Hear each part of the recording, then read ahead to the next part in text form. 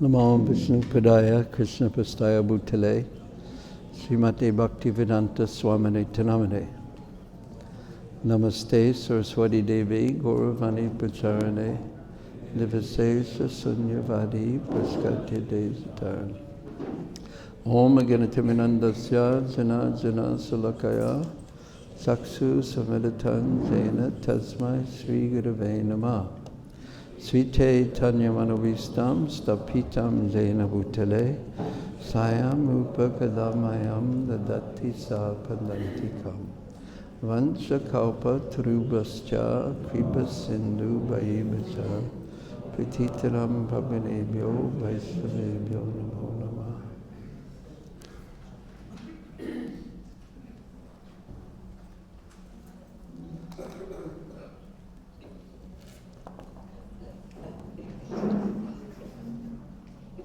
Hare Krishna. Now I will ask you that most difficult question. Raise your hand if you remember something from yesterday's class. And just don't call it out. Wait till I call on you. You are first. Yes, Prabhu. Yesterday you told various points, Just one is okay. point is that Narad Muni, in his previous life, he was serving Bhaktivedanta. What happened due to the service? Whatever the taste and attachment they had for the Krishna, that got transferred to the... Yes, that's so wonderful. It's such an important point. The taste that they had, because because they were so pure, and they were so realized, deeply realized, and because he was like a magnet that attracted their mercy because of his service and good qualities, serving mood, the taste, that which they received pleasure from, became attractive to him. Thank you, Paul. Did you want to? Yesterday you told every living entity has a unique quality to serve Krishna that no one can replace. Yeah. Was that inspiring for you, that point? Was it? Was that point very inspiring for you? Yes. Yes. Because it's so interesting, actually, when we think about what our eternal relationship with Krishna is. We think about that. Of course, perhaps we don't know what it is. But that is the full manifestation of who we actually are as an individual. Who we are, actually, because we say we're not our body, we're not our mind, we're not this, we're not that. But who are we? So when we become who we are, then we are self-realized. And that is somehow, in some relationship or another, servant of Krishna. Gopi Bharta Parakamalayo Dasa Dasana Das. Or Dasyana, Dasya. We're servants. That's the basis. And that's what Sri Advaita-charya, we worship Sri Advaita-charya because he teaches service. And it's so amazing, it's truly amazing, that in this world, everyone is looking to be masters and try to enjoy Ishwaraham Hambogi, Siddhaham Balavan Sukhi. So everyone is trying to gain more power, gain more control. And but in Goloka Vrindavan, Krishna relishes serving his devotees. We want to be masters, but the Supreme Lord, who is all-powerful and composed of bliss, eternity, and knowledge, Satchidananda Vigraha, he wants to serve. And therefore he comes as Sri Chaitanya Mahaprabhu. Thank you. So when our individuality fully manifests, it manifests in a full spiritual form. And actually Narada Muni is going to tell us how to do that as the pastime goes on. Thank you. Anyone else like to say? Okay, we have to ask Senior Mataji, who has a very, very, very large family.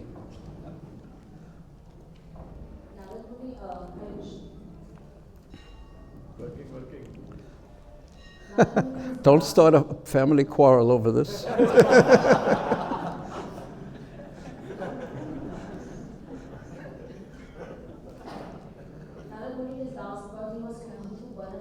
Say, a little, wait, move it a little way and speak a little slowly. Yes, that part I heard. Hare Krishna.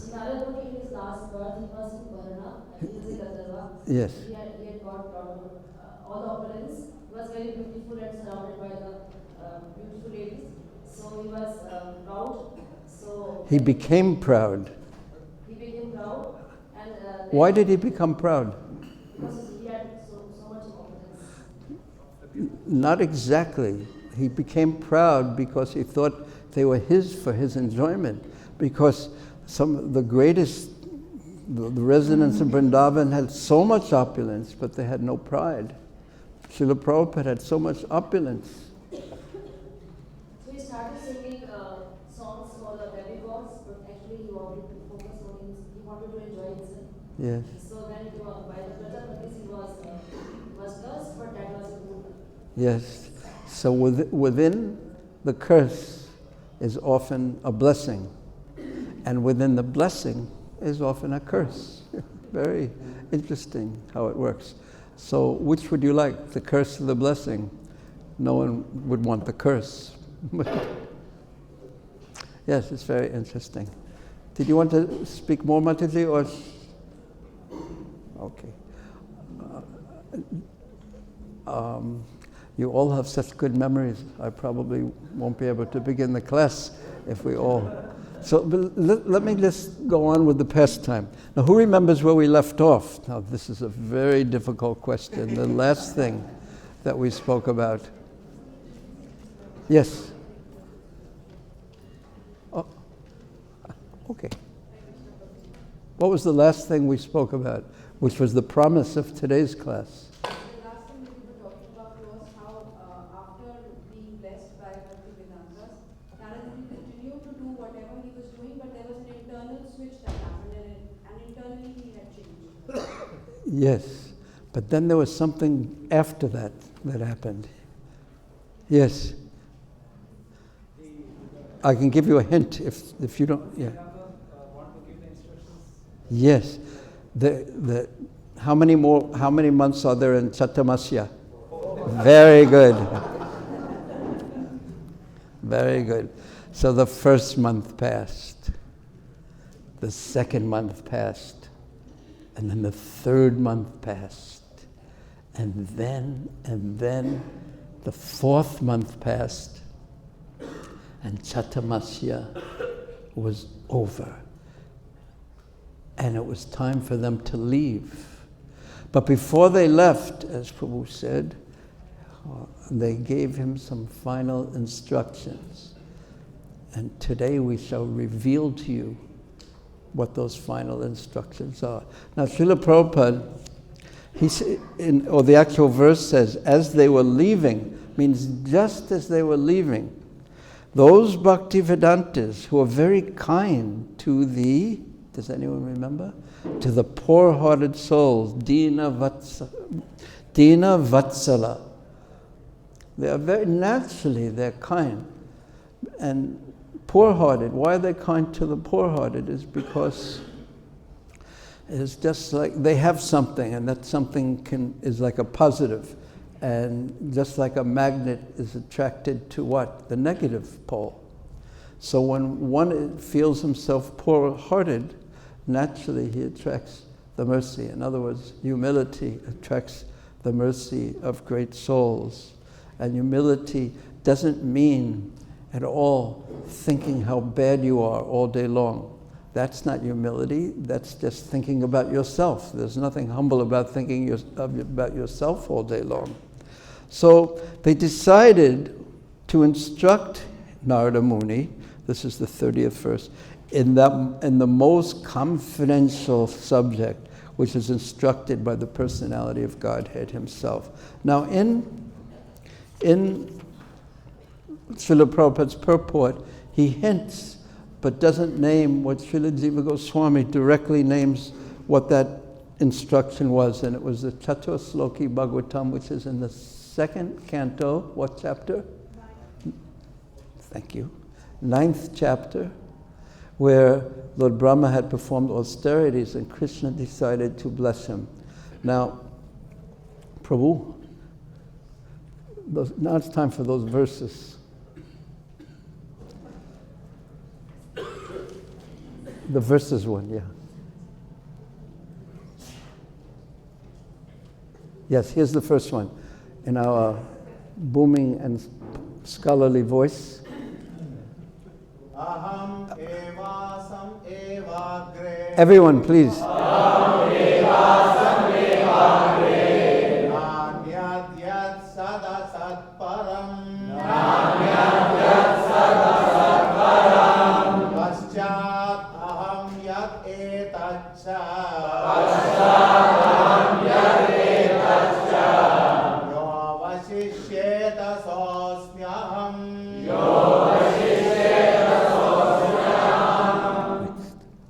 And here is the English, please. Brahma. And this is without a microphone. This is wonderful.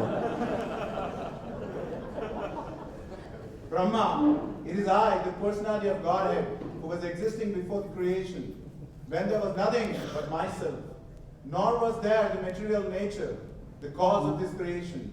That which you see now is also I, the personality of Godhead.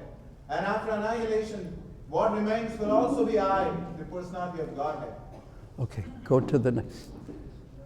Okay, now I would like to explain in a very, very simple way what this means. It's just what the verse says and what the very long purport explains, is that before anything existed, it was not a state where there was nothingness, but actually it was the Lord who existed. It was ultimately Krishna who existed. He existed in the spiritual world. He exists even in the material world as Karana-daksha Vishnu, Garbha-daksha Vishnu, and Kira-daksha Vishnu. Before the creation, the Lord is there. And then the creation comes, and that creation, this creation, everything that we see, whether it's the tablecloth or the tabletop or the air which we can't see, which we can only feel, or the water in the cup, or everything is a manifestation of his energies. Everything in existence is a manifestation of his energies. And not only everything, because time also comes from him. Kalosmin Caitanya-caritāmṛta says in the Bhagavatam. Krishna explains it's actually a Shakti of the Paramatma, time, material time. So everything that exists as because of him, and he is there in it, in his energetic form. There's no place, no situation. Ourselves also are part of him, manifestation of him. And in every situation that we are in, he is also present. And then, at a certain point of time, there's an annihilation, and everything is wound up, comes back into the great universe, the body of the Supreme Lord. And then he still exists. So before the creation he existed, while everything is manifest, he exists, and then he exists in every situation and everything. The scientists, when they look at the material world, the materialistic atheist scientists, they look at the material world and they can't see Krishna anywhere. Because, well, we'll hear why in the next verse. But the devotee, okay, I'm jumping ahead a little bit. But yes, Krishna is there in everything. This is the meaning of Param Satyam, and the whole Srimad Bhagvatam is a meditation. Satyam Param Dhimahi. It's a meditation on this absolute truth. The Param Satyam means the absolute truth. There's a difference between the concept of God or Ishvara and the concept, the idea of the absolute truth. The absolute truth means everything in existence, everything that doesn't exist, it is all part of him, and he still exists separately, which we will hear soon. So the first verse of the Sloki Bhagavatam explains there is nothing in existence, the past, the present, and the future, that is disconnected, that is separate from Krishna, the Supreme Personality of Godhead. Hare Krishna. Oh, so happy to see you.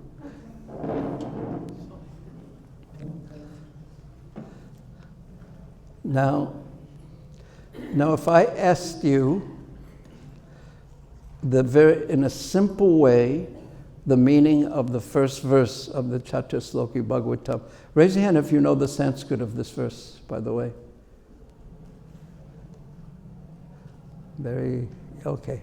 Only one. I also know it, so two.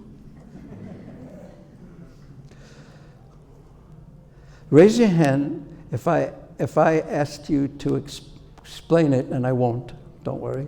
Who could, in a very simple way, say the meaning of the first verse? Thinks they could do that? Because, I won't call on you, so you don't have to be shy, but raise your hand if you think you could explain the meaning of that first verse in a simple way. Okay. You have a very bad teacher. So he will explain it again. Okay. You are talking about Chatusloki Bhagavatam. Yeah, we're talking about the Chatusloki Bhagavatam. Simple, you told that... But wait, I wasn't calling on everyone. I was just trying to get an idea who amongst the devotees present, after I tried to explain it, who thinks that they could explain it in a simple way, what the meaning. Raise your hand. Okay. As I said, you have a very bad teacher. So he's going to try again. Okay. When there was nothing in existence, even mobile phones. Can you imagine? There was a time not long ago when no one had a mobile phone. No one or no two people had a mobile phone, and still they survived. Can you imagine that? Of course, everyone was primitive then, and no one was happy because they didn't have mobile phones.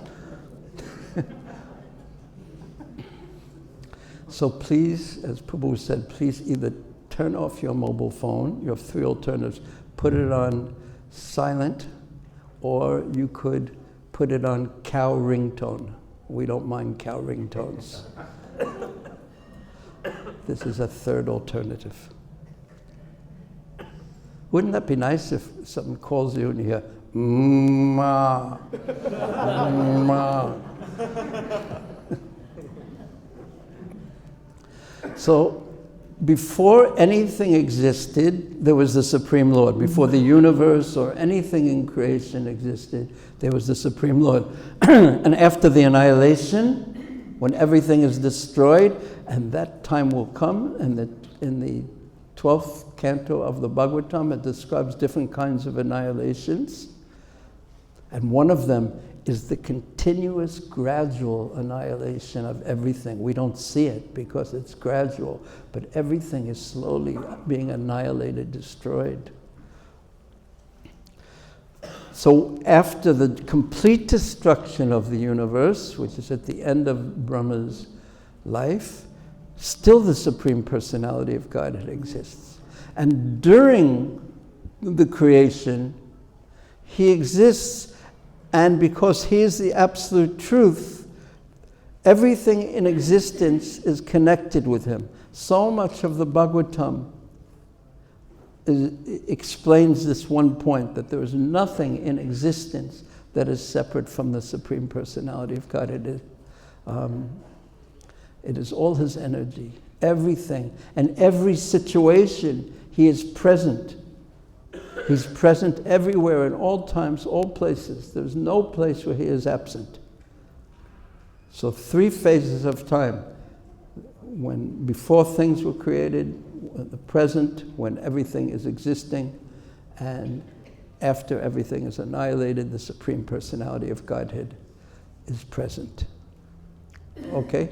Now, if I won't ask you, but if I asked you if you could explain this first verse of the Chatusloki Bhagavatams in your own words, in a simple way. Raise your hand if you think you can do it. Okay, your teacher is improving. Okay.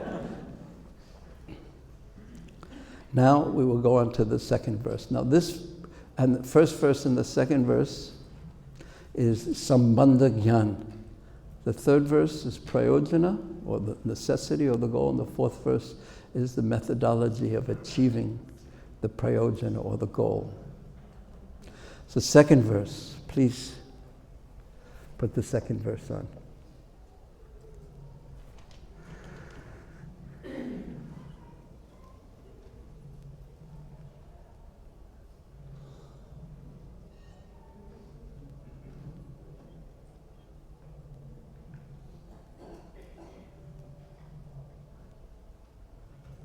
Okay, that was the first verse. Okay, 2 more. Okay, please. Hridertham yat pratiyeta pratiyeta chatmani tadvidyat atmano maya bhaso yatha tamaha.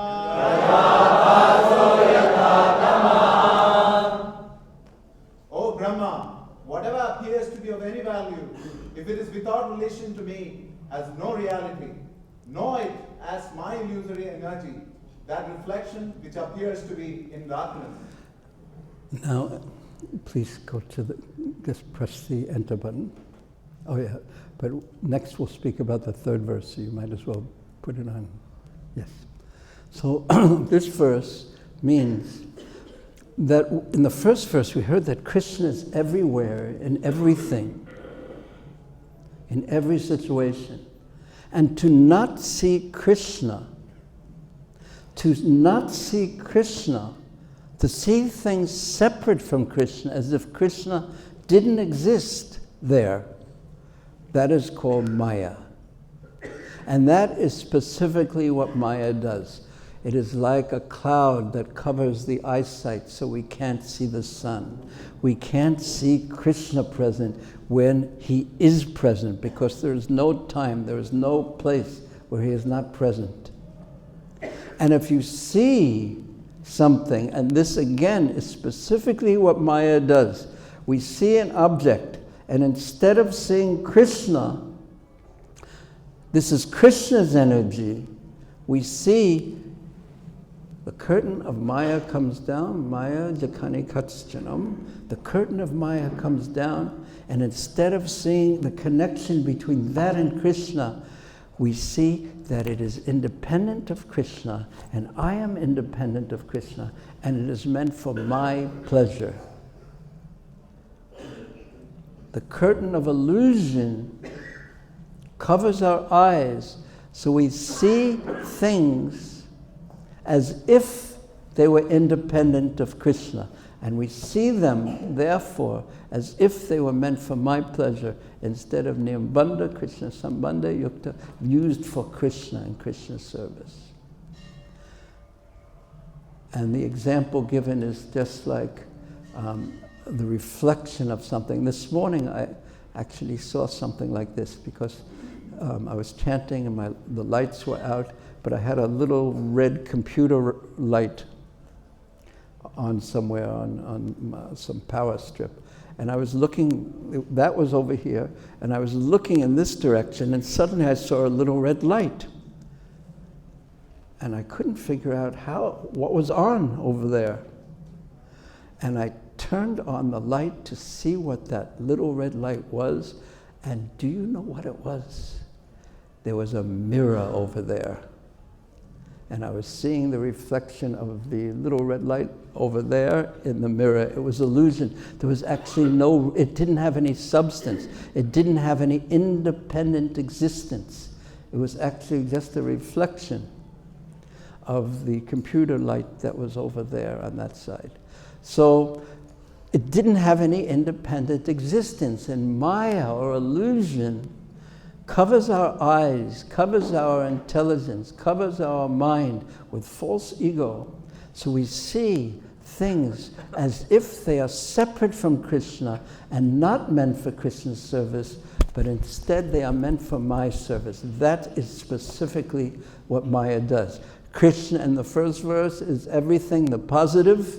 He's everything in existence. He existed before the creation, after the creation, and every situation, everything you see, Krishna is there.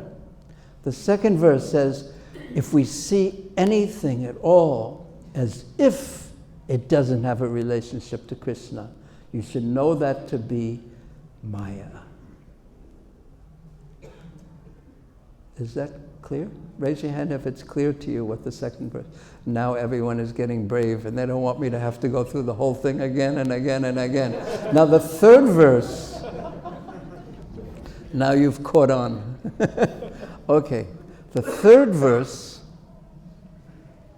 is not, because there's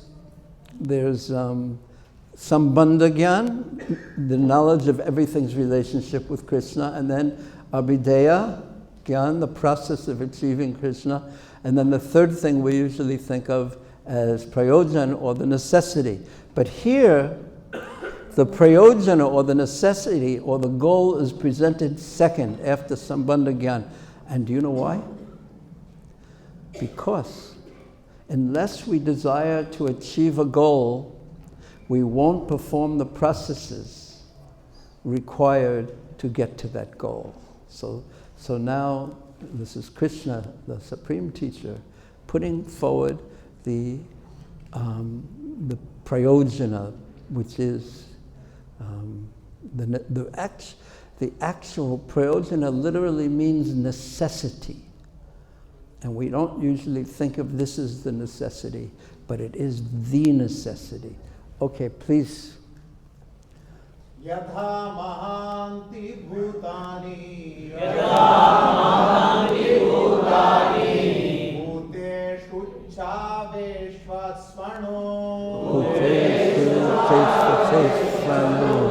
pravishtanya pravishtani nathateshu nateshvaham Oh Brahma, please know that the universal elements enter into the cosmos and at the same time do not enter into the cosmos. Similarly, I myself also exist within everything created, and at the same time I am outside of everything. Yes, this verse is one that's a little bit difficult to understand, but since so many of you are engineers, it'll be so easy for you to understand.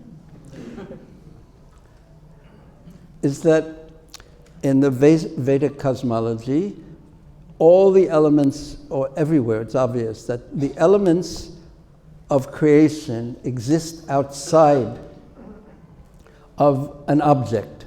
So this particular object here, sort of like wood, or even the plastic over here, or this plastic or the metal, there's earth. It's made out of earth. But it's not the totality of earth. It's not all of earth. So the earth, so everything is made out of earth or water or fire, air, but the totality of that element exists outside. So similarly, Krishna exists outside of everything, because he's in Goloka Vrindavan, but also he exists in everything. Now, what gives one the vision to be able to see Krishna in everything? And that is prema bhakti. So this is how Srila Jiva Goswami explains this verse, and if one carefully reads Prabhupada's purport to this in the 2nd canto, 9th chapter, one will see this is prayojana. This is the... and prema bhakti is the actual necessity of life. We think of so many other things as the necessity of life, but it's... And we are lost because we see things other than Krishna as the necessity of life. And we misuse our life because we don't see Krishna, prema, as the real necessity of life. Love for Krishna, a personal relationship with Krishna, a full manifestation of who we actually are.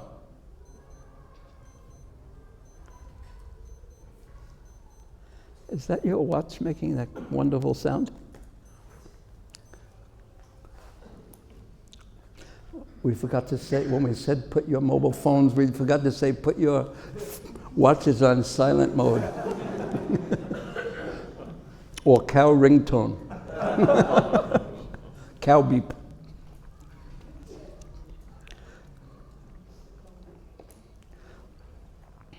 We think so many things, I really need, but how often do we think that what I really need is to love Krishna? That this is the real necessity of life, so therefore, tattva loyam api bula mekalam, the cost of learning to love Krishna or achieving the gift or the manifestation of love for Krishna is this intense desire. This is the necessity, like air to breathe. What is the use of my life without loving Krishna? This is the goal. This is the necessity. And then finally, what you are all waiting for, how to achieve this, to be able to be with Krishna to such a degree, that in every situation, every place, there's actually in Srila Rupa Goswami's compilation, Padyavali, one Gopi says that being separate from Krishna is better than being with Krishna, because when you're with Krishna, you see Krishna in one place. But when you are separate from Krishna, you see him everywhere. So that is, and we are separate from Krishna. Anyway, it's time for something else, or anyway, who cares? I mean, we don't say who cares because we're not so foolish, but we act as if we don't really care. At least I can speak for myself. But when we really, really want to see Krishna, when we actually accept that as the necessity, I'm going into the final verse, and we'll talk about that now. Etavat eva jidyasyam. Tattva jidyasunatmanaha. Anvaya vyatirekabhyam. Yat syat sarvatra sarvada.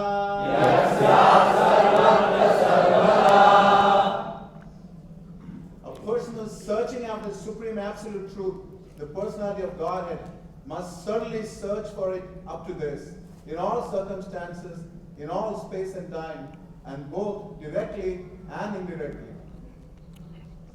This is the process of achieving prema bhakti, is that one is so focused. Maybe you could just put that last verse back up, that last, the English. Do you have to start all over again?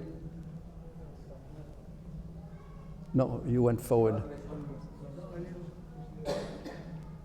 Never mind. Okay, never mind. In all times, it's okay. You know what you can do, though? You can get ready. The next verse without letting us know, just like you did. In all times, at all places, in every circumstance, this is the methodology. Indirectly, anvayo vyatirek. Anvayo vyatirek means directly and indirectly, just like I can define this. What color is this? White, okay.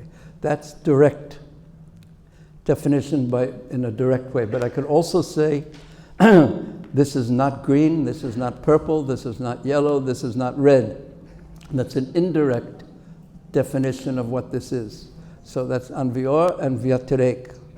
So, yat sat savat sarvata. In all times, all places, this isn't Krishna directly. This is Krishna. So in all times, in all places, in all circumstances, in every situation, the methodology to achieve prema bhakti, to see Krishna in every circumstance, is the intense desire to find him everywhere, at all times. Because, as the first verse said, there is no place, there is no circumstance during the creation while things are manifest. There is no time or place or circumstance where Krishna doesn't exist.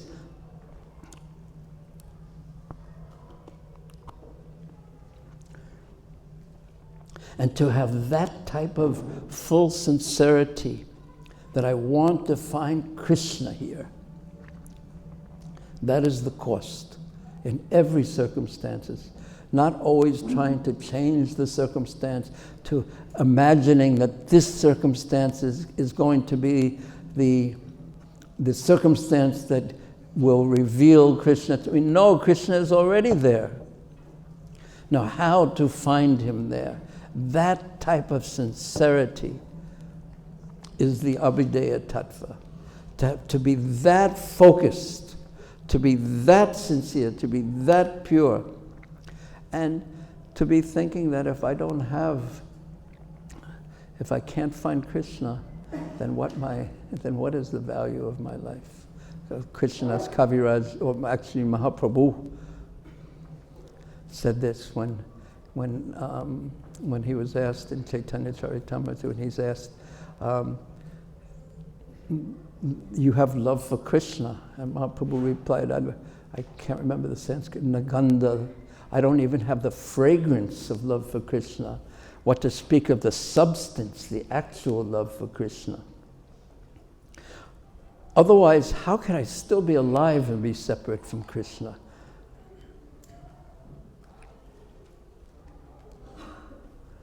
But, my dear sir, you're chanting and crying all the time. How could you say you don't have love for Krishna? Mahaprabhu replied that this is just for show.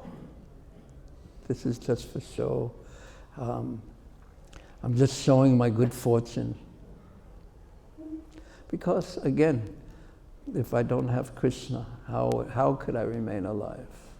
So, this is the Abhideya Tattva is this full sincerity. This is what it means to be a real devotee. If I don't have, and take up service in that mood. And we actually saw that in Srila Prabhupada, and we see that in so many of Srila Prabhupada's sincere followers, that they're following.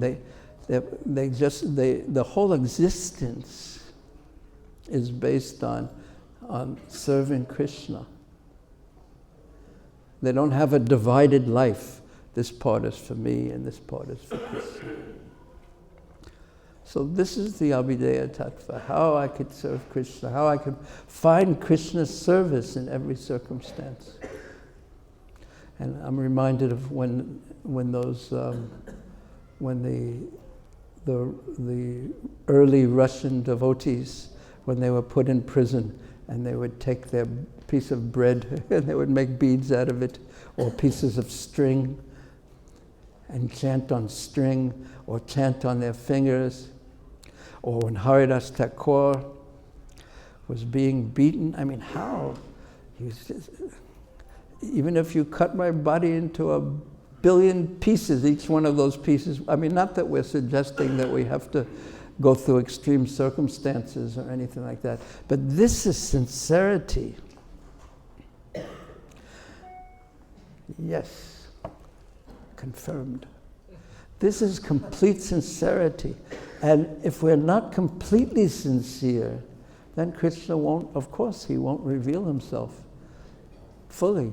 Because it's really only going to be Krishna's mercy, his giving us, revealing himself in the holy names and the deities and to us directly, Sakshat Darshan, when this is what we really want. Now I could ask the question, why do you think Krishna is like that? And I will give you my answer, but does anyone want to give their answer? Yes? Well, Prabhu, it's your free will. Because Prema Bhakti controls Krishna, and Krishna doesn't want to be controlled so easily. Why? Because everybody, all of us, we don't want to be controlled by somebody that bounds us. Why? That is the nature of love, that is binding. Yes, keep going. Why don't we mind being controlled by someone that we're sure loves us? And we do mind being controlled by someone who we're not sure loves us. Because we fear that we might be cheated upon. We might? We might be cheated upon if the love is not. Because love, who can you really trust in this world? If someone loves you, then you trust them. Because so many people will say so many things.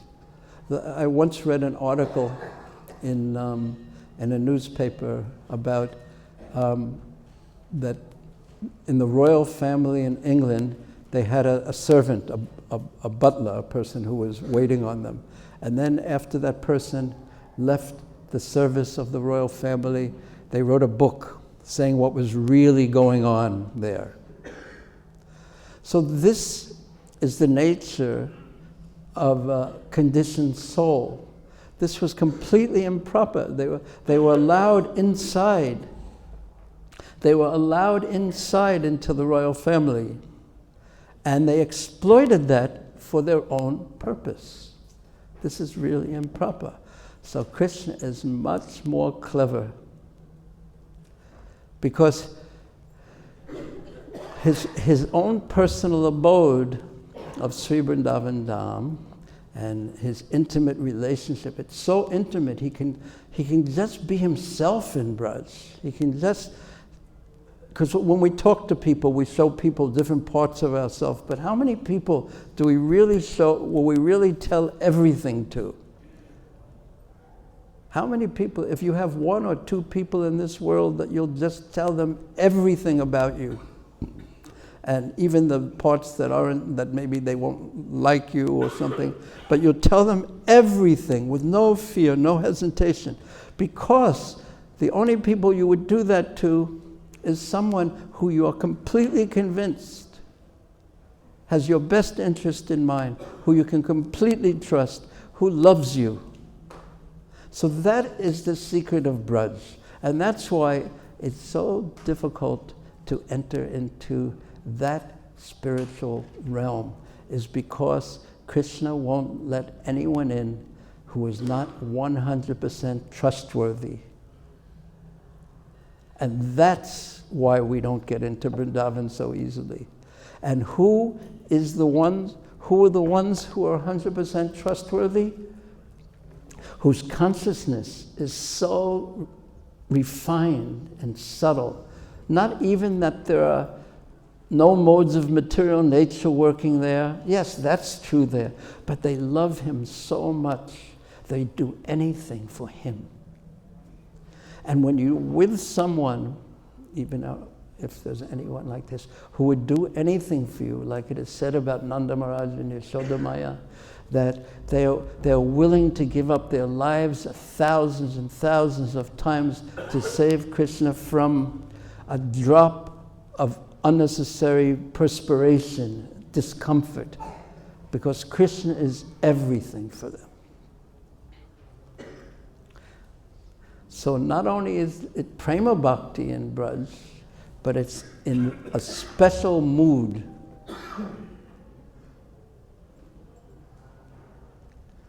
So when I ask, so I told you this, that I had once said to Prabhupada, I just want to serve you. And he didn't reply.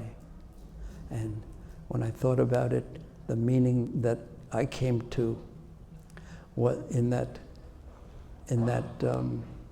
silence was, you really want to serve me only? Well, let's see. So that is the test of life. And we'll talk about this right now, what Narada Muni had to go through. Because I could go on and on about these kind of points and the subtleties of the subtle consciousness that the Brijbasis have. That it's all about Krishna.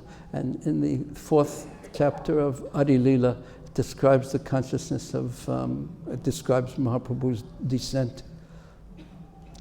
And it describes the internal reason, and it describes how, about the gopis and Srimati Radharani, and it says that the gopis, no matter what they're doing, whether they're looking in the mirror and dressing themselves or whatever they're doing, the whole purpose is for Krishna's pleasure.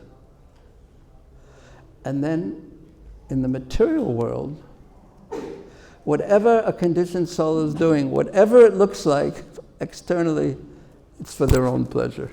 There's something in it for me. There's always something in it for me because I'm a conditioned soul. So Braj is the most wonderful place. And there, when he's around all these devotees who love him so completely in their different moods, he can just relax and act as he actually is. And for everyone else, it's yeyetam mam prapadyante. He shows them, and it's the most mysterious thing in one sense, because you're dealing with this supreme entity, supreme person, who's yeyetam mam prapadyante. What does that mean? I reward them accordingly. So everyone in existence is approaching, everyone is following my path. Everyone in existence is approaching Krishna in one way or another. And he's revealing himself according to their minds, their desires. But that doesn't, so people who want to see him, who want to deny him, he reveals himself to them as death. People want to see him as the all-powerful, he reveals to them as the all-powerful. But who is he really? Do you follow me?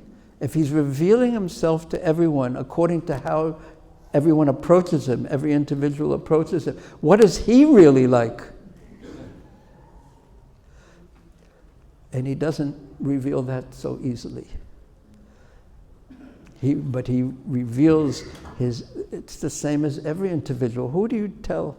The example I usually give about householders. How many people, well, ask the men, but don't worry, I won't ask you.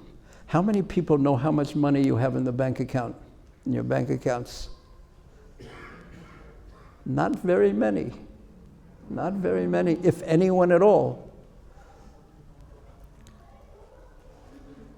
So how many people will Krishna really reveal his true nature as Brajanjanandana? And what are the qualifications of those people? They have to love him. And because they love him in that way, he can just be himself and reveal his truest, deepest, supreme nature as the personality of Godhead.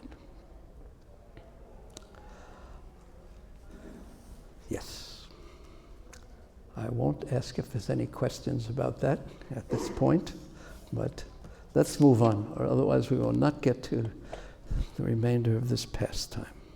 So, they gave him this knowledge that there's nothing in existence other than Krishna, the Supreme Personality of Godhead, and if you see anything as if it is separate from Krishna, you should know that is Maya, and it will manifest, that Maya will manifest as the spirit to enjoy it. Get something out of it for me, at least something. But the necessity is prema bhakti, love for Krishna, and that alone will allow premanjana charita bhakti vilochanena. That alone will allow you. That alone, that prema bhakti, which is the real necessity of life, that alone will allow you to see Krishna in every circumstance. And there is, the fourth verse, there is no. This is the methodology. You look for Krishna in every circumstance. He's there in all times, all places. He is there. There is no place he is not. You look for him. You find him. You keep in his presence always. You desire that and that alone. That's the methodology that reveals prema bhakti. So this is very heavy knowledge. It's very weighty to take it fully seriously. So they gave him this, they explained this to him, and then they left. And there he was, a 5-year-old boy, in that circumstance bereft of all opulence, with his mother, a menial servant, and he, her son, and he had to go on with his life. He wanted to go with them, naturally. He had so much love, affection, respect, but he couldn't. Because, text 6, I was the only son of my mother, and she was not only a simple woman, but a maidservant as well. And since I was her only child, she had no other alternative for protection. And here he is, a 5-year-old boy, and she bound me. He could not leave and go with them. She bound him with her dependence upon him and her affection. And she wanted to look after his maintenance properly. Naturally, she was his mother. But because she was not independent, she was not able to do anything for him. The world is under the full control of the Supreme Lord, Narada Muni explains to Vyasadeva. And therefore, everyone is like a wooden doll. I think the Hindi word is karputli, like a dancing doll, in the hands of a puppet master. Bengali, it's putulnach, the dancing doll. We think we're independent, we think we're big controllers, but actually we are dancing in the hands of the Supreme Lord or the external energy, the 3 modes of material nature. So when I was a mere child, he continues, of 5 years, I lived in the Brahmakule, the school or the home of the Brahmins. I was dependent on my mother's affection, and I had no experience at all of the outside world. So he had this knowledge, but no experience. And how do we get experience? Because getting knowledge is one thing, but then applying it to our life is the real test. I've seen this with myself. It's easier to memorize the verses and memorize the meanings or whatever, but when it comes to applying it to my life, the very knowledge that I hold in value, it's not so easy. The mind, the material mind, often just doesn't want to do it. But this is the real test of life, and this is the real value of knowledge, because life becomes an opportunity, a field to apply that which we learn. And that is this, we can go to the other one, the second of the truths. Yes. Yes, the second truth is life's challenges should be viewed through the lens of transcendental knowledge. In other words, we see not exactly with our eyes, or view the world not exactly through our eyes, but we view it through the concepts of our mind, the ideas we have, the vision we have, based on our mind's concepts. So what the value of gaining transcendental knowledge is, they become like chasma.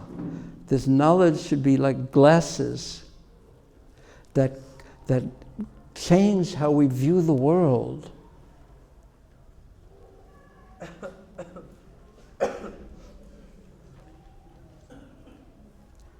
In other words, knowledge is meant to be applied to life. So he was just a young boy. He had no opportunity to apply this knowledge. He was tied by the affection of his mother. He could not go anywhere. And then Krishna appeared to him mercifully, but in a terrible form.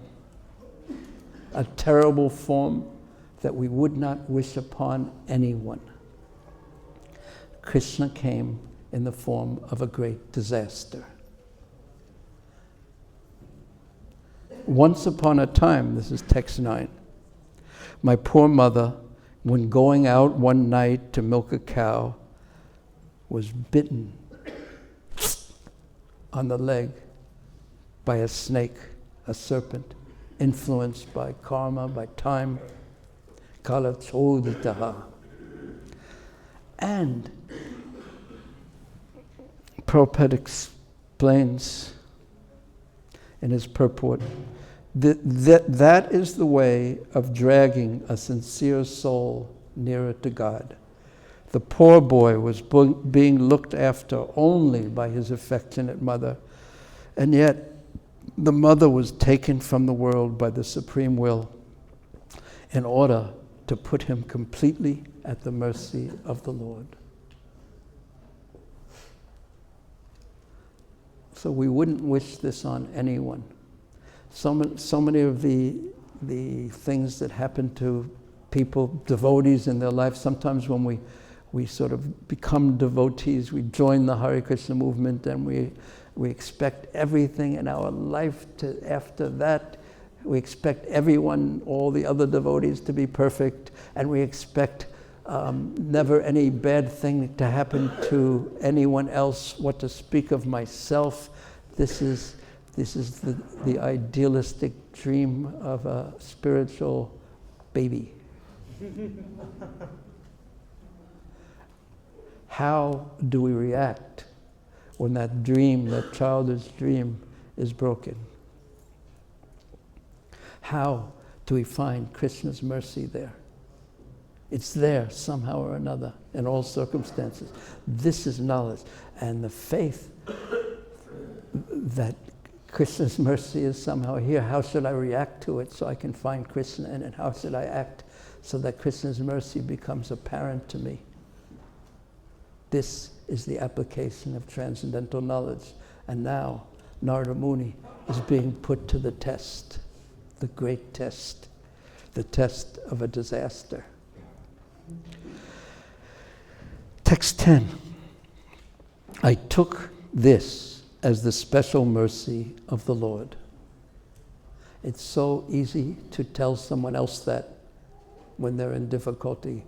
And when we were in the very early days of the movement, someone would break their arm or something terrible would happen, and we'd say, Krishna's mercy, Prabhu.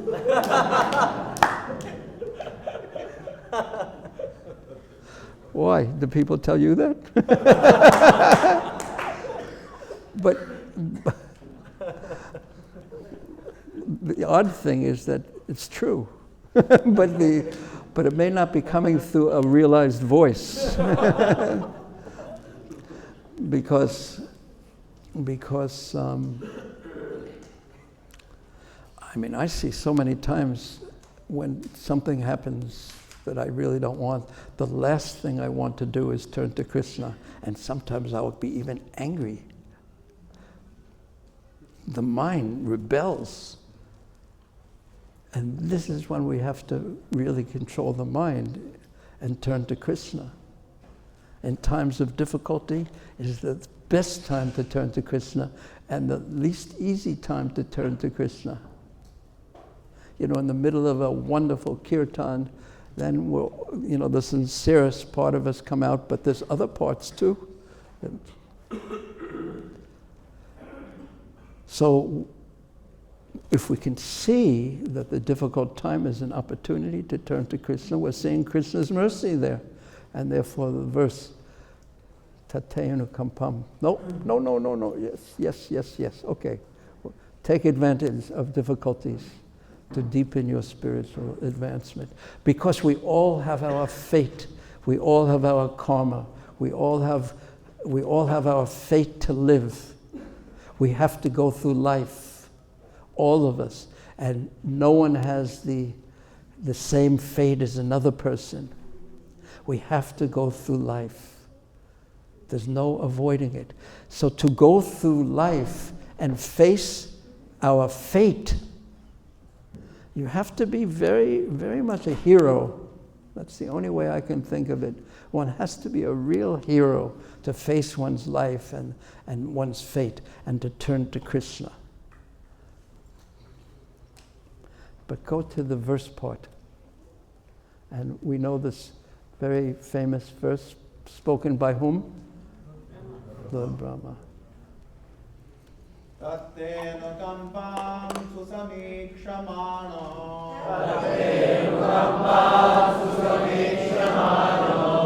Jnana evatmakritam vipākam Vidvākvapurbhirvidadhan namaste Vivetayo muktipade sadaya bhāvi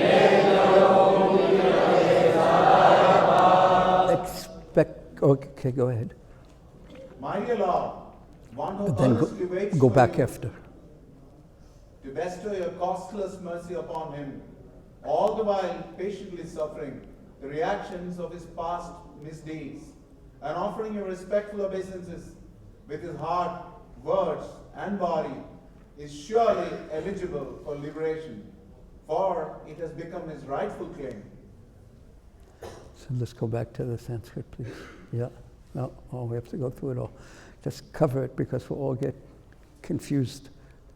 So, like atmakritam in that verse means that what's happening to me is done because of the things I've done in the past. And at the same time, tate anukampam, I'm expecting Krishna's mercy because I've given myself to him.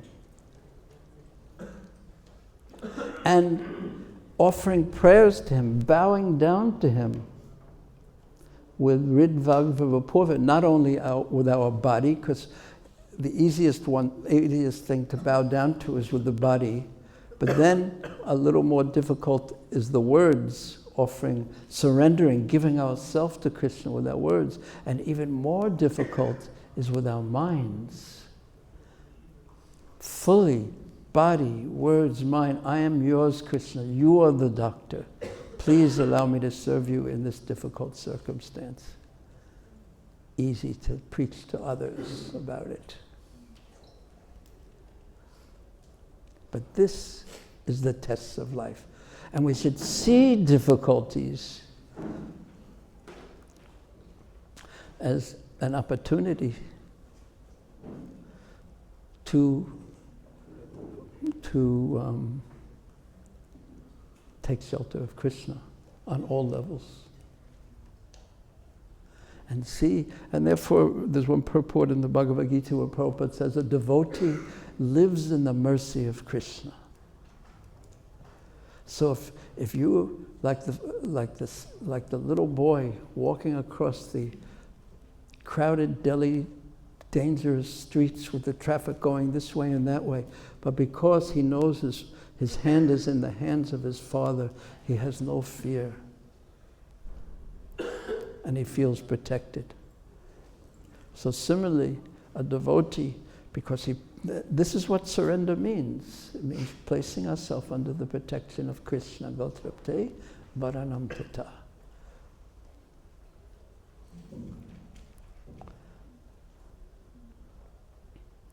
So I took this, Narada Muni says, as the special mercy of the Lord. He took advantage of the most, we don't even want to think about how this boy was all defenseless, practically speaking, a 5-year-old child, and he's worked so hard today and got up so early. Maybe instead of putting it here, you can put it over here. Maybe, I don't know. Maybe not so practical, though.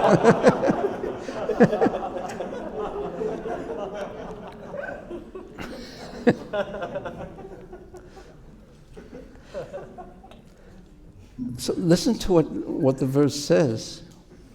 I took this as the special mercy of the Lord. It's not that he liked it, but he saw in it, this is Krishna's mercy. Somehow or another, Krishna's mercy must be there. Because I took this as the mercy of the Lord because he is one who always desires benediction for his devotees. That is Shraddha. That I've given myself to Krishna, I am under his protection, and he always desires benediction for those who give themselves to him as devotees. That's so admirable, so wonderful. To have such a depth of relationship with Krishna that you trust he would not do anything that's not for my welfare, somehow or another. I may not see it now, but he is my Lord. And unless you have that kind of faith and that kind of realization, how could you really surrender?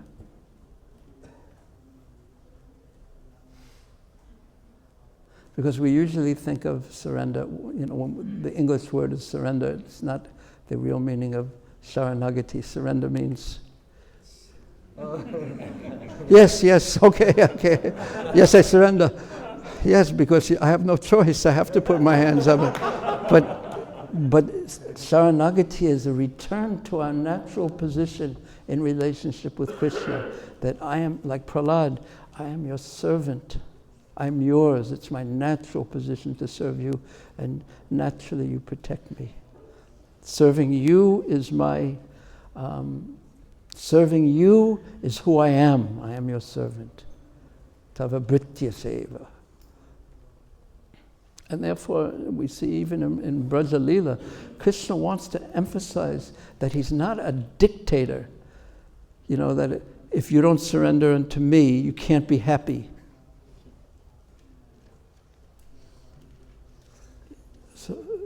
So that's not Krishna. Rather, darshanam tad vidam loke atmani britya vashyata. Krishna in Braja Leela, he wants to show the great controllers of this world, Lord Shiva, Lord Brahma, that he's controlled by his servants. He's not a dictator. He's not a cruel master. That not only does he protect his servants, but he's controlled, the Supreme All-Powerful places himself under the control of his devotees. This is such a wonderful understanding of such a wonderful Lord we have. So, in this mood of surrender, so thinking in this way, Narada Muni gave up. He had nothing left. The Bhaktivedantas had left. His mother was gone. Basically, it was just him and Krishna. And he started for the north. Now, what happened to him as he started for the north? The same thing in one sense that happens to us when we say, I only want to serve you. We go through different experiences in our life to teach us what will happen if we give ourselves to Krishna. So after my departure, I passed through many flourishing metropolises, cities. I went through towns, I went through villages.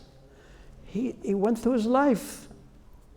He went through mines, agricultural lands, valleys, flower gardens, nursery gardens, and natural forests. These are all nice places. I passed through hills, mountains, that means going up and down, struggling. Mountains full of reservoirs of various minerals. There was wealthy places he went to. Minerals like silver, gold, and copper. He went through tracts of land with reservoirs of water that were filled with lotus flowers that were so heavenly and sweet and beautiful. There were bewildered bees by the fragrance was buzzing around, and birds were singing. He had the wonderful times. But also he went through many forests of sharp grasses, bamboos, reeds, weeds, caves, which were very difficult to go through, alone, fearful, dangerous. I visited deep and dark, dangerous, fearful forests, and sometimes maybe there were wolves in that forest, or sometimes there were tigers in the forest. Then what do? You're in the forest, night has fallen. What do? You're tested to see how much you trust that Mare Krishna Rake Krishna Mare Ke. They went through forests that were the play yards of snakes, owls, and jackals. It's sort of like being on book distribution, Sankirtan, in some ways. You just go out there. You go out there and you don't know what's going to happen to you. And when we do, that's the glory of preaching and going somewhere, just going and doing something for Krishna, or trying to do anything steadily, any service steadily for Krishna. Because there's some days when you don't want to. There's some days where it may even be dangerous. Then you find out if Krishna really will protect you or not. And then you get the jewel of experience. And that's why I was teasing when I said that everyone comes to senior devotees and sadhus and sannyasis. Please give me your blessings, please give me your blessings, please give me your blessings. As if because we look for a pill, a magic pill that we don't have to go through life, and we don't, and it all becomes easy. But we won't get anything if it's all easy, because Krishna is waiting. He wants to bestow upon us prema bhakti, but we can't be like the cheating butler who will use Vrindavan for his own pleasure. One has to be fully devoted to Krishna. So we need to go through life. And some tests we might pass, some tests we might fail, but we need to keep going and praying to Krishna, getting more humble. Someone asked the question in writing yesterday, how is prema bhakti the same as dainya? As Srila Sanatana Goswami said, how is prema bhakti humility? Because if we're really humble, if we understand who we really are, an insignificant servant of the servants of the servants, then we will hold so tightly to Krishna. And Krishna will reciprocate in a wonderful way.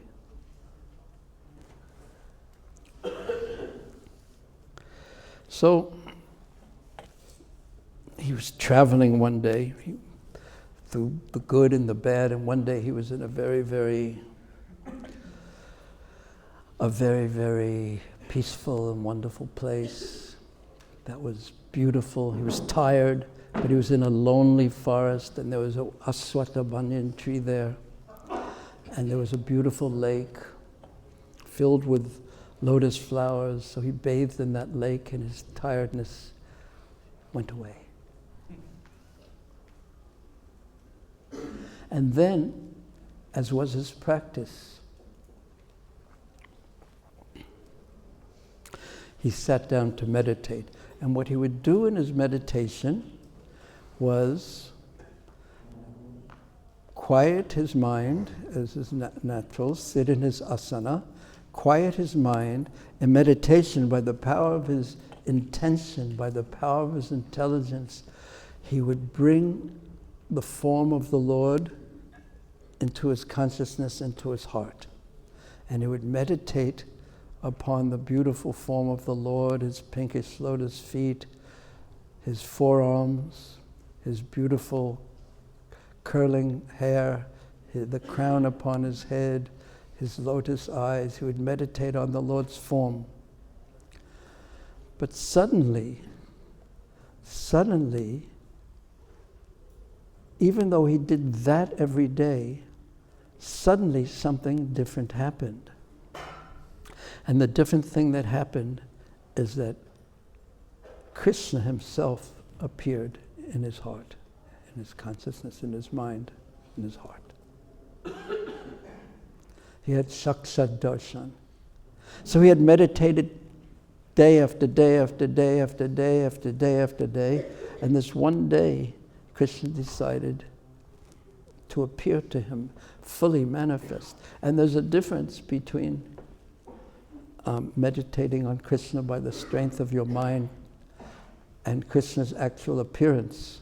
Just like there's a difference between when we chant Krishna's name and try to hear one mantra, and we're doing that by the power of our sincerity and determination. There's a difference between that and when Krishna fully manifests himself in the holy name. So suddenly, Krishna was fully present in his consciousness as Lord Narayan. And he was overwhelmed by the beauty of Krishna, by the presence of Krishna. His eyes could only see Krishna. His tongue was as if he was licking Krishna with his tongue, Lord Narayan with his tongue. He was smelling, he became absorbed fully in the fragrance of Krishna. He was fully absorbed, and he was so absorbed in the transcendental darshan of Krishna that he forgot his own existence, practically speaking. He didn't lose his existence. He didn't merge and become one, but he became so fully absorbed in the beautiful, transcendent reality of Krishna that had appeared in his consciousness that he forgot himself, absorbed in that ecstasy.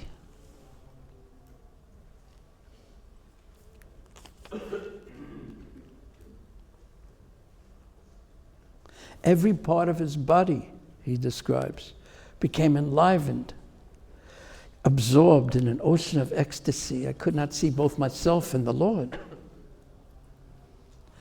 And by the presence of the Lord, all difficulties of the consciousness disappeared.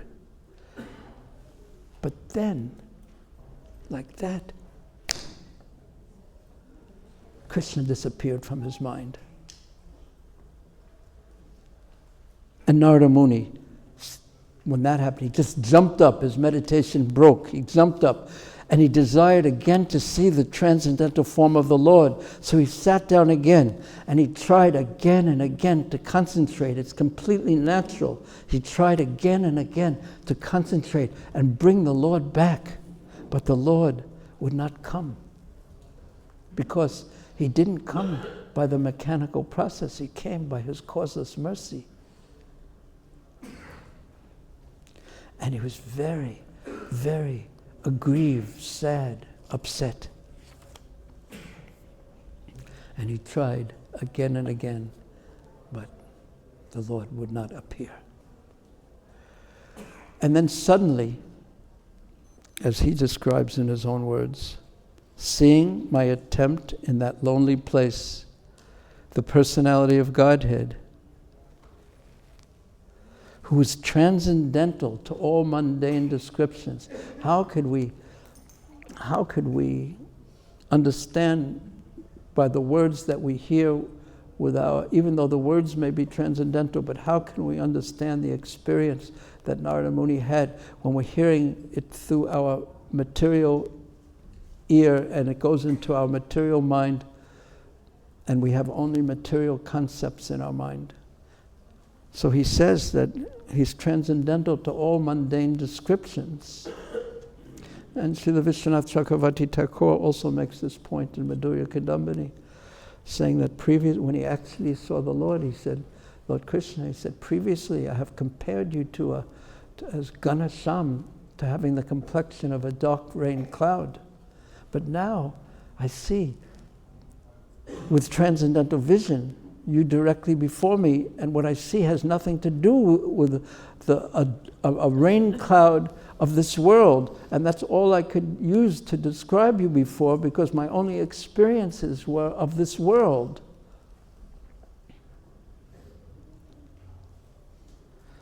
So he says that the Lord is beyond, he's transcendental.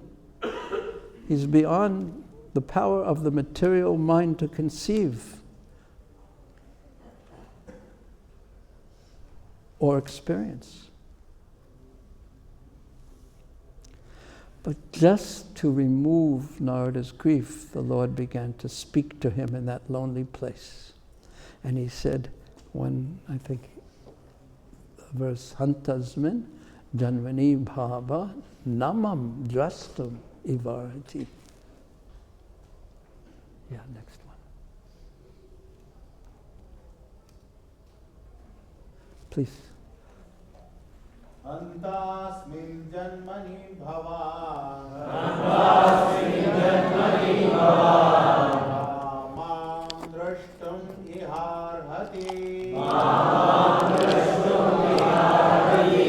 Abhipatva kashayana Durdarshoham ko yogina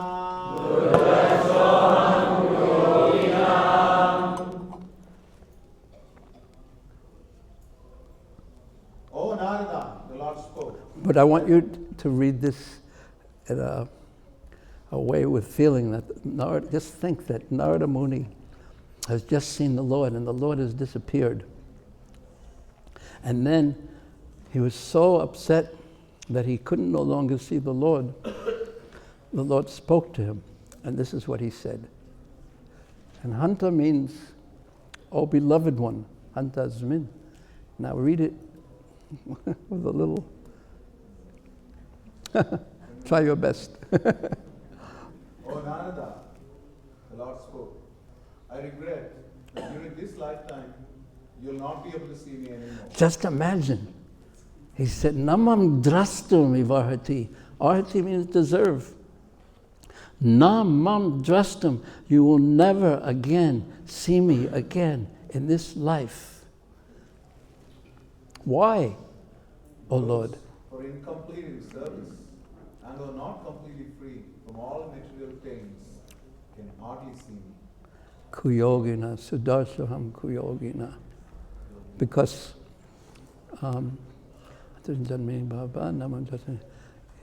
see, what's the next? I lost the word. What's the next? What's the word in the line before that? Kasayanam. Yeah, kuyogina. That you still have some kasayam, you still have some impurities in your heart. You are iva pakwa kasayanam. You are not yet paka. You are kacha. You are not yet mature. Because because it's a growth process. A growth of desire, a growth of removal of the impurities.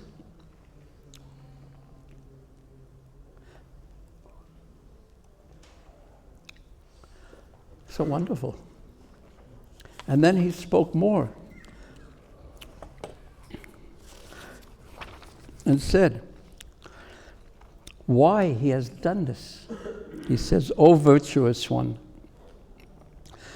you have only once seen my person, and this is just to increase your desire for me. Because the more you hanker for me, the more you desire to be with me." This is the Abhideya Tattva. "The more you will be freed from all material desires." When that desire to be with Krishna, to serve Krishna with great devotion fills the heart, there's no question of material desires. Krishna Suryasam Maya Haya Andhakar. And then he explains one other point, that if you have this desire to be with me, it is your wealth. And you will go on. It is a matter of time to associate with me in the spiritual world and give up this deplorable, miserable material world. Even when the universe is annihilated, when everything is destroyed, still you and that desire to be with me will never be destroyed, he says. Your remembrance will continue. Your remembrance and love for me will continue by my mercy. And how did Narada react to this? 25. Then that supreme authority in sound, unseen by the eyes, but most wonderful, stopped speaking. And that lonely forest became silent. And Narada Muni, feeling a sense of gratitude, he offered his obeisances by bowing his head. He felt himself so blessed by that transcendental spiritual experience because it gave him life. Now, what did Narada do after this? Oh, what to do? We'll have to wait till tomorrow to find out. What to do? How did he live? How did he take advantage of this mercy? How did he achieve his final perfection? That we will speak about tomorrow. And it is a very important points. Okay.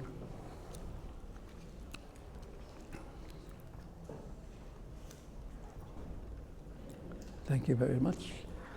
We still have a few minutes. Any questions? I bet there are many. Yes. Thank you, Prabhu, for your wonderful presentation and a lot of realization. Prabhu, actually, one question, like we see the Srimad Bhagvatam, the description of hellish planets, all the sinful people are being punished so severely in the hellish planets. So it seems sometimes that Krishna is so strict. The laws of nature are so strict. It seems that Krishna seems to be like a dictator.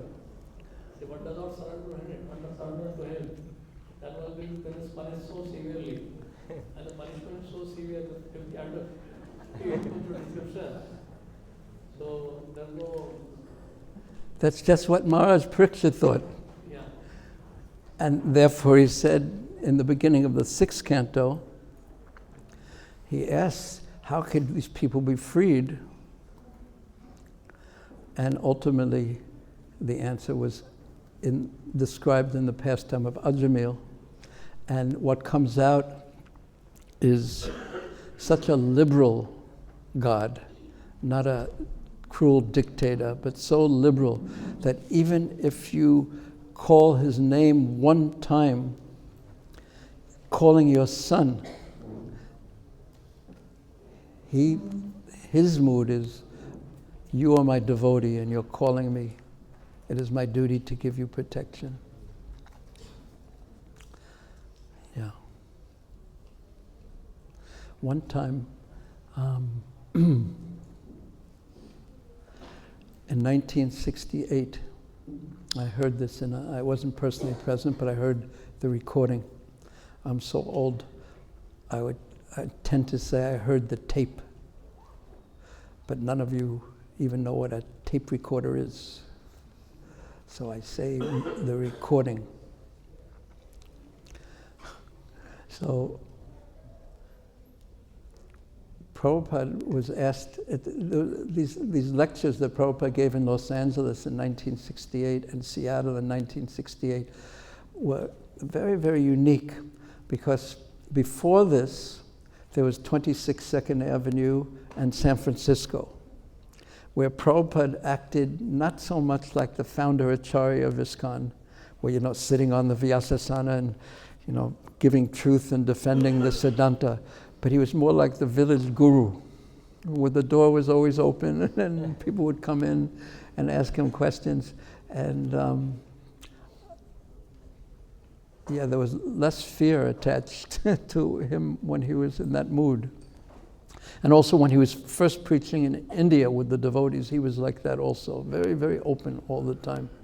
But most devotees actually never got to see that Prabhupada, and they only hear, they see, when he's the Singha Guru sitting on the Vyasasana and challenging the rascal Mayavadis and et cetera, and our rascal minds.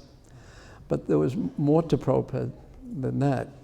So in this period, this one period was in between the two periods, in one sense. He wasn't yet the founder Acharya of Iskcon, because Iskcon hadn't been found yet, in one sense. It was just a little organization. And it wasn't when anyone could just open his door and walk into his room. But the devotees could ask him any question they wanted. He'd give a class, and they would ask him different questions. And the questions, I have a whole presentation actually I just took out those questions and have Prabhupada's answers to those questions. And they're so very, very sweet. And the devotees were very bold. Not bold, but they were just there wasn't a big wall almost. So one devotee, I think there was one young boy who asked, and Tamal Krishna Maharaj wasn't yet a sannyasi. He was the leader of the Sankirtan party, which these devotees were all on, with Vishnu Jana and other devotees. So he asked, so this one little boy asked, why do you give more mercy to Tamal? Not even Tamal Krishna or anything. And Prabhupada said, it's like the sun. The sun is equal to everyone. Go outside and take advantage of the sun. But if you go inside your room and lock the door and pull down the curtains, what can the sun do? So and they even asked the same boy asked this question to Prabhupada. That was somewhat in response to what you said. Krishna, everywhere in the world there's talk about God. In some places of the world, it's encouraged. In some places of the world, if you talk about God, they'll put you in jail. In China, for instance, you can't walk around with a dhoti and a kurta wearing a sari. You can't. You can't have a meeting. You can't chant out loud. We're so fortunate here, but we forget. We take it for granted. The great gift, the gifts that we have. And yet, anyway, I could tell you so many stories about China that will bring tears to your eyes, but very good ones, about how sweet and faithful the devotees are. But But I'll only tell you one. I can't resist. That there was one little city that I visited the first time I went to China called, I was in Shanghai, but it was during the week, and everyone works on the weekend, works in the week, so they weren't sure what to do with me. So they sent me to a city named Wuxi, where they said there's not very many devotees. There's like 8 or 12 devotees, 15 devotees, and they're mostly old ladies. And I thought, what am I going to do there? I want to talk philosophy. I want to do this. I want to do that. But I said, okay. So I went there, and there was 8 or 10 old ladies, and 2 men, and I didn't know what to say. And none of them were dressed in devotional clothes, and I don't remember. I don't think I was either, because you can't do that there. So what am I going to say? I thought. So I said, "Have any of you ever been to Vrindavan?" And suddenly, every one of them raised their hand. And I said, "Well, what was your experience in Vrindavan?" And she said, "Oh, it was the most wonderful place. When I was leaving, I was just crying and crying and crying." And then she said, and they were all talking like this, and said that, and one of them said, my only hope is that when I die, I can die in Vrindavan." And then I thought, wait a second, who's teaching who here? And then the youngest of the old ladies was about 50, or maybe 45. Sorry for all you. And she started telling me, when she started chanting, very soon after that she got cancer. So having the mind that I do, I thought, didn't you get angry at Krishna or think that maybe I made a great mistake? Soon as I start chanting Hare Krishna, I get cancer. And now it had gone away, it was in remission. So she said, "Oh, no. I was just so attached." So I saw it, she didn't say any more, but she's saying that I saw it as Krishna's mercy, making me more detached. And I thought, this is very exceptional. And then they started talking about their lives. And almost all the ladies are married to non-devotees. So one of the ladies, and this is all through a translator, so one of the ladies said that my husband, we moved our house to a place where there were no devotees. And I thought, Krishna would never send me to a place where there are no devotees. So I began to pray to Krishna, and this is all true. I began to pray to Krishna that please, I know there are devotees near me, please reveal to me who they are. And then she pointed to 2 ladies on either side of her, and she said, "Krishna revealed these 2, and now we have kirtan every night in my house."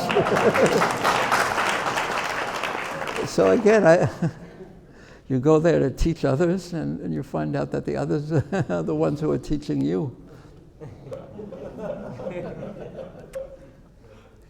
Yeah. So I just brought up that point to show that there is free will of the living entities involved. And if one is sincere, then, and that's really all we have, it all comes down to being sincere. Once Prabhupada was asked, either by Satsuma Maharaj or Hayagriva Prabhu, they were naming different philosophers. Is this philosopher Krishna conscious? Is this philosopher Krishna conscious?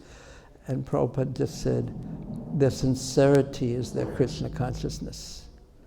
So if one is sincere, and even at an immature stage of being sincere, don't know who Krishna is, Krishna will somehow or another somehow or another, maybe not even in this life, but somehow or another take care of that soul and bring him closer. And so our real challenge is to become sincere. And then the question is, how do you become sincere? And I heard Prabhupada answer that question. Should I tell you what he said? He said, should I tell you? What do you think? You said, okay, I was just wondering if, because it is getting late. We could save that for tomorrow also. He said, this was in Melbourne in 1975. He was sitting on the stage in the Melbourne Town Hall, and there were some devotees around him, and one person in the audience said, how do you become sincere? And Prabhupada replied, how do you become a drunkard? If you want to become a drunkard, just associate with drunkards. And if you want to be sincere, and then he pointed to the devotees, associate with them. So that puts a lot of pressure on the devotees, doesn't it? I was sitting in the audience at that time and I was thinking, I felt, yeah. So that's why I've come to Delhi, to get your association, all you such sincere souls. Okay, I think we should end because it's already over time. Yeah. Want to remind me about the story yesterday? Yes. This was when I said about Narad Muni was not proud and he had nothing to be proud of and therefore he could serve. That one you told me that I should remind you about. Now I can't remember.